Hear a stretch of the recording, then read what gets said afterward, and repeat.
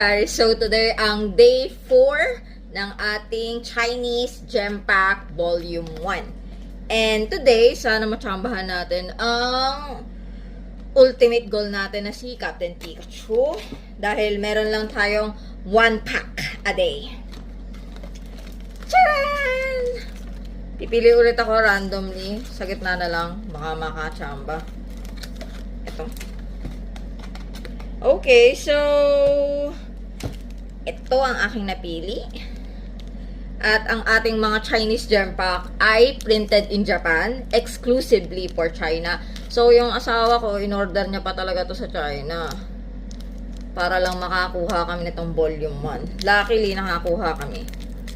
Swerting swerte. Ito na nga. Ito.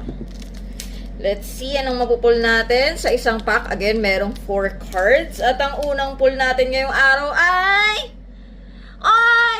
Yung hotdog na may 3 itlog. Si Pommy. Si Bumper. Nakita niya yung star pattern ng tawag dyan. Last. Kailangan nakapull nito. Ang cute. Kita nyo ba guys? Yung ilaw. Sa ako mapapansin nyo, ewan ko kung kita. Nasaan ba yun? Yung part dito, sa bandang dito. Dito ata. Dito. Hindi kita pala. Pagka sa personal, makikita nyo sa part dito, may emboss ng Pokemon. Tapos makakapa nyo siya.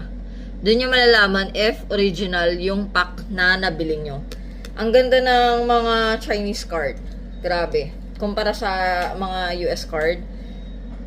Quality. So, yun lang guys. Unluckily, hindi natin nakuha si Captain Pikachu. But, ang ganda. Kailangan natin itong sleeve.